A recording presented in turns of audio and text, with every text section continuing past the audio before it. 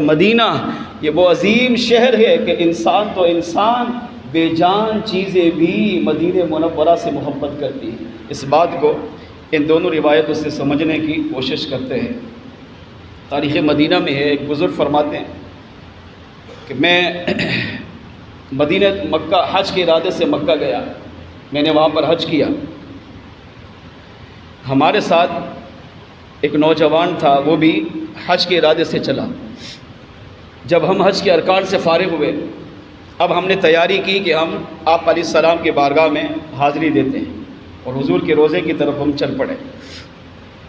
وہاں روضے رسول پر پہنچے، بادب حاضریاں دیں، جتنا ہو سکا وقت ہم نے اللہ کی عبادت میں گزارا ہے۔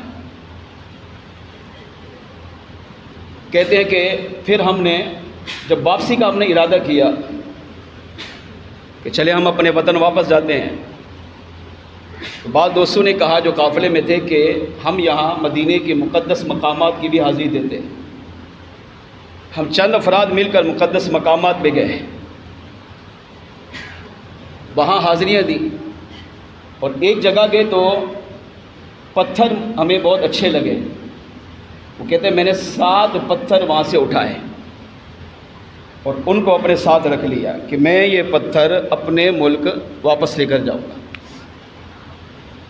اس نے یہ علماء سے سن رکھا تھا کہ اگر وہاں جا کر مسلمان ان بے جان چیزوں کو بھی اپنے ایمان کا گواہ بنائے تو قیامت کے دن یہ بے جان چیزیں بھی مسلمان کے ایمان کی گواہی دیں گے۔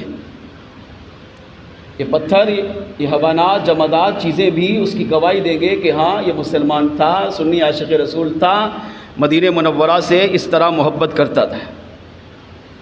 7 پتھر اٹھائے، کہا میں نے ان کو ایمان کا گواہ بنایا۔ اب اگر عقل کے اندھے سے پوچھو تو عقل کا اندھا کہے گا یہ کیا ہے؟ پتھر سے آپ بات کر رہے ہو، پتھر کے سامنے کلمہ پڑھ رہے ہو، پتھر کو اپنے ایمان کا گواہ بنا رہے ہو۔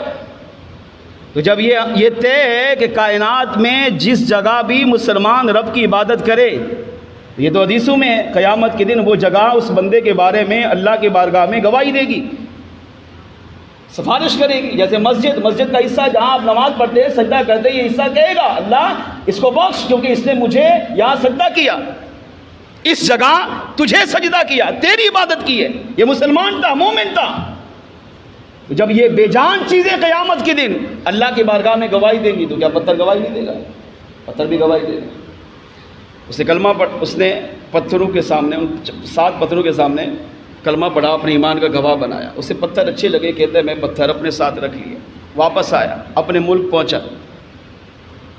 میں نے ان پتھروں کو ایک خوبصورت طاق بنا کر ایک خوبصورت ڈبیا کے اندر خوشبو لگا کر رکھ دیا۔ روزانہ صبح اٹھتا اور سب سے پہلے ان پتھروں کو دیکھتا، ان کو چومتا، آنکھوں سے لگاتا، پھر دوبارہ رکھ کر اپنے کام کاج پہ چلا جاتا۔ کچھ دنوں کے بعد میں نے سفر پہ جانے کا ارادہ کیا، سفر پہ چلا گیا۔ جب واپس آیا تو تڑپ تھی، محبت تھی کہ پہلے جاتے ہی کام یہ کروں گا کہ ان 7 پتھروں کو دیکھوں گا اور انہیں چوموں گا، ان سے محبت کروں۔ کیوں؟ میرے آقا کے شہر کے پتھر ہیں۔ جب حضور سے محبت اگر سچی ہے تو پھر جس چیز کا تعلق نبی سے ہو جائے تو پھر اس سے بھی محبت کرنا ضروری ہے۔ کامل محبت تو تبھی ہوگی۔ آپ حضور سے تو محبت کریں اور نسبت رکھنے والی چیز سے محبت نہ کریں تو پھر آپ خود غور کریں آپ محبت میں کیسے ہیں۔ تو کہا کہ واپس آیا، گھر داخل ہوا، اب سب سے پہلا کام میں نے یہی کیا کہ جا کر اس ڈبیا کو اٹھایا، کھولا۔ وہ نوجوان کہتا ہے اللہ کی قسم میں نے دیکھا کہ وہ اس ڈبیا میں 7 پتھر موجود نہیں تھے۔ خواب کی بات نہیں ہو رہی ہے، بیداری کی بات۔ کیا موجود تھا؟ اس ڈبیا میں صرف پانی تھا۔ کہتے مجھے سمجھ میں نہیں آئی، میں نے کہا یہ کیا ہو گیا؟ گھر والوں سے معلومات کی کہ آپ نے اس کو اٹھایا، آپ نے اس کو کھولا؟ کہا نہیں، آپ کے علاوہ تو کوئی کھولتا ہی نہیں ہے اس کو۔ کہتے مجھے سمجھ میں نہیں آئی، میں نے وہ ڈبیا اٹھائی اور اپنے ایک سنی عالم دین کے پاس جو بزرگ تھے ان کے پاس لے کر گیا اور میں نے یہ سارا واقعہ سنایا۔ جب انہوں نے واقعہ سنا اور باقی اس ڈبیا کو کھول کے دیکھا تو واقعی اس میں پانی تھا۔ تو مزے کی بات، پانی بہہ بھی نہیں رہا، چلو بہہ کر خشک ہو جائے، سوکھ جائے۔ حالانکہ پانی بہہ جاتا ہے تو سوکھ جاتا ہے، خشک ہو جاتا ہے، مگر وہ ڈبیا کی تہ میں پانی موجود تھا۔ کہتے جب اس سنی عالم دین نے، اس بزرگ نے اس ڈبیا کو کھولا تو پانی تھا، تو پانی کو دیکھ کر یہ رو پڑے، ان کی حالت غیر ہو گئی، سمجھ نہیں پائے کیا ہے۔ وہ کہتے ہیں مجھے سمجھ میں نہیں آ رہی تھی کہ یہ کیا ہے، لیکن وہ بزرگ رونے لگے تو میں نے پوچھا آپ رو کیوں رہے ہیں، رونے کی کیا وجہ ہے، آپ بتائیے میرا مسئلہ کیا، میرے پتھر کہاں گئے؟ تو آپ نے فرمایا یہی پانی تو پتھر ہے۔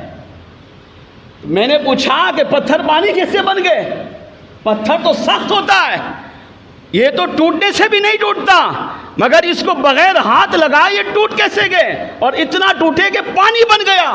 تو آپ نے فرمایا نوجوان تو جانتا نہیں، یہ عام شہر کے پتھر نہیں، یہ مصطفیٰ جان رحمت صلی اللہ علیہ وسلم کے مدینے کے پتھر ہیں۔ کہا وجہ بتائیے، سمجھا نہیں۔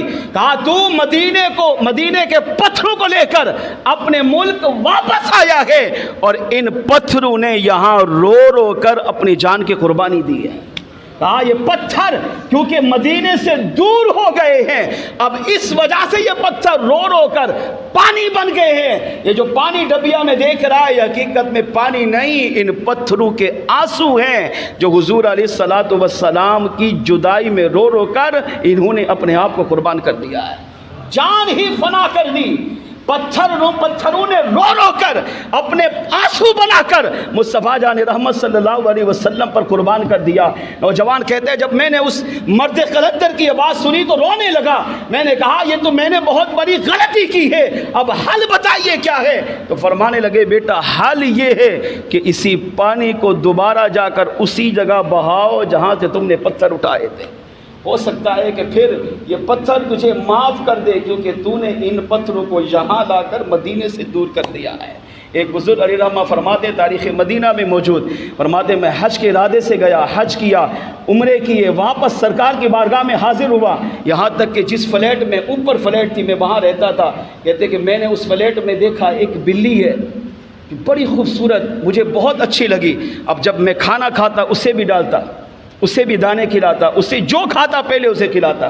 المختصر 40 دن پورے ہوئے، وہ کہتے ہیں واپسی کا ارادہ کیا تو 3 دن پہلے میں نے سوچا، اپنے دوستوں کے ساتھ بیٹھے بیٹھے مشورہ کیا، میں نے کہا یہ جو بلی ہمارے کمرے میں ہے یہ مجھے بہت اچھی لگ رہی ہے، میرا دل کرتا ہے میں اسے بھی پاکستان لے کر جاؤں۔ ہاں ہمارے ملک پاکستان پنجاب کا باشندہ تھا۔ کہتے ہیں میں نے یہ ارادہ کیا، 3 دن پہلے مشورہ کیا اپنے دوستوں سے، اس کو لے کر جاؤں گا۔ کہا 3 دن گزر گئے، جب آخری دن آیا، آخری رات آئی تو صبح ہماری روانگی تھی، میں رات کو امام الانبیاء صلی اللہ علیہ وسلم کی بارگاہ میں روضہ رسول پر حاضر ہوا، وہاں کافی دیر روتا رہا، بعد اب حاضری پیش کی، صلاۃ و سلام پیش کیا۔ اگلے دن اسی رات کو ہماری واپسی تھی، صبح ہمیں ایئرپورٹ پہنچنا تھا۔ وہ کہتا ہے اپنے کمرے میں گیا، اب میں نے پوری تیاری کر لی کہ صبح جاتے ہی اس کو لے کر جاؤں گا، کیونکہ اس کی پرورش کی تھی، انسیت ہو گئی تھی، اس سے محبت ہو گئی تھی۔ اب میرا ارادہ تھا، پکا تہیہ کیا تھا اس کو لے کر جاؤں گا، مکمل تیاری تھی۔ کہتے رات کو بیٹھا تھا، آنکھ لگ گئی، کیا دیکھا؟ سر کی آنکھ بند ہوئی، دل کی آنکھ کھلی۔ کہا ابھی عشاء کے بعد جس آقا علیہ السلام کی بارگاہ میں حاضری دے کر آیا وہی میرے آقا میرے خواب میں تشریف لے آیا، اور میرے آقا علیہ السلام نے آتے ہی کیا ارشاد فرمایا میرے غلام تو واپس لوٹ رہا ہے، مگر تو اس بلی کو مت لے جا۔ یہ ہم نے سنا کہ تو اس کو واپس لے کر جا رہا ہے۔ عرض کیا آقا ہاں یہ مجھے اچھی لگی، پسند آئی، میں نے اس کی پرورش کی، مجھے اس سے محبت ہو گئی، میں نے سوچا اس کو اپنے ساتھ لے کر جاؤں تاکہ ساری زندگی اس کی پرورش کرتا رہوں۔ میرے آقا علیہ السلام پر قربان۔ شیطان کہتا ہے تم یہاں نبی کو پکارو گے، نبی کو کیسے پتہ چلے گا؟ اللہ نے ہمارے آقا کو وہ شان عطا کی ہے کہ انسان تو انسان ہے، انسان کا پکارنا تو بہت اعلیٰ چیز ہے، اگر بے جان چیز حیوانات بھی حضور کی بارگاہ میں پکار لے کر جاتے ہیں، فریاد لے کر جاتے ہیں، میرے آقا ان کی فریاد کو سنتے بھی ہیں، ان کی مشکل کشائی بھی کرتے ہیں۔ ارشاد فرمایا میرے غلام تیری محبت، تیری عقیدت، تیرا اس بلی سے پیار کرنا اپنی جگہ پر ہے، مگر سن تو نے تو ارادہ کر لیا میں اس کو لے کر جاؤں گا، مگر 3 راتوں سے مسلسل یہ میرے روزے پر آ کر فریاد کر رہی ہے، یا رسول اللہ آپ کا فلاں غلام مجھے اپنے ساتھ لے کر جانا چاہتا ہے، آپ میری مشکل کشائی فرمائیے، میں آپ کے مدینے کو چھوڑ کر نہیں جا سکتی، اگر میں یہاں سے چلی گئی تو میں اپنی جان دے دوں گی مگر مدینے کی جدائی برداشت نہیں کر سکوں گی، اگر مجھے یہاں پر سہارا ہے تو آپ کے مبارک روضے کا سہارا ہے،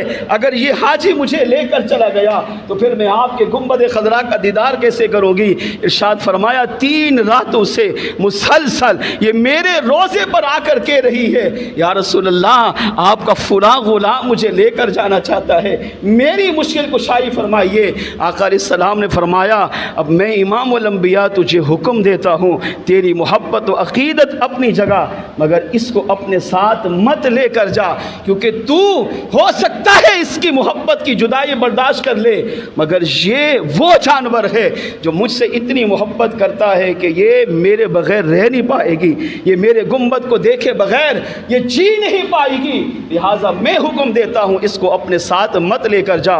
وہ کہتا ہے جب آقا تشریف لے گئے میں اٹھا، خواب میں رو رہا تھا، جب آنکھ کھلی تو حقیقت میں کہتا ہے میرے چہرے پر آنسو کی برسات تھی، حقیقتاً رو رہا تھا، پھر میں نے اس سے توبہ کی، اپنے دوستوں سے معافی مانگی، اس بلی کو پیار کیا، یہاں تک کہ اس کو جو بھی کھانا دانا پانی وہ سارا مہیا کیا، اور آقا علیہ السلام کی بارگاہ میں پھر حاضر ہو کر میں نے اپنے اس غلطی کا ازالہ کیا، سرکار کی بارگاہ میں جا کر معافی مانگی۔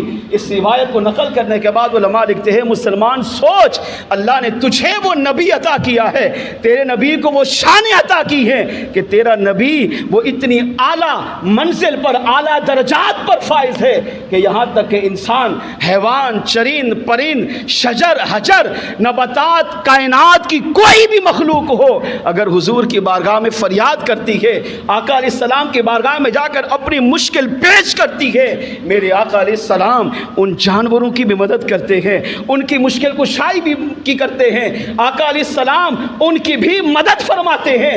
جب حضور جانور کی مدد کر رہے گے، پتھر بے جان چیزوں کی مشکل کشائی فرما رہے گے، جب تو حضور کا غلام ہو کر، حضور کا عاشق ہو کر، حضور کا امتی ہو کر، حضور سے سچی محبت کرنے والا ہو کر جب تو بھی مدینے سے محبت کرے گا، مدینے کی ہر چیز سے محبت کرے گا، مدینے کی گلیوں سے یہاں تک کہ مدینے کی خاک سے بھی محبت کرے گا، تو مصطفیٰ جان رحمت صلی اللہ علیہ وسلم تجھے بھی اپنی بارگاہ میں قبول کریں گے۔ اگر تو اپنی زندگی میں کبھی بھی مشکل وقت میں حضور کو پکارے گا تو میرے آقا علیہ السلام بدرجہ اولا تیری بھی مشکل کشائی فرمائیں گے، ہاں تیری مصیبتیں بھی دور کریں گے۔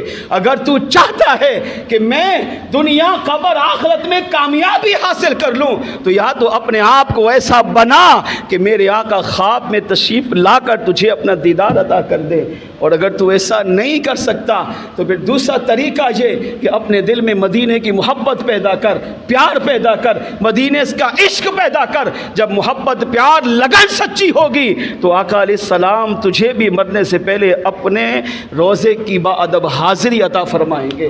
ہاں پھر اللہ اگر محبت سچی ہوگی تو میرا کریم رب غیب سے اسباب بنائے گا، دنیا سوچ رہی ہوگی یہ نہیں جا سکتا، مگر اللہ کریم تیرے لیے ایسے اسباب پیدا فرمائے گا کہ ساری دنیا دیکھے گی کہ تیرے جیسا غریب مسلمان بھی مکہ مدینے کی طرف جا رہا ہے، پھر اللہ تجھے حضور سے سچی محبت کی وجہ سے مکے کی اور مدینے کی باادب حاضری کی توفیق عطا فرمائے گا۔ اس سے پتہ چلا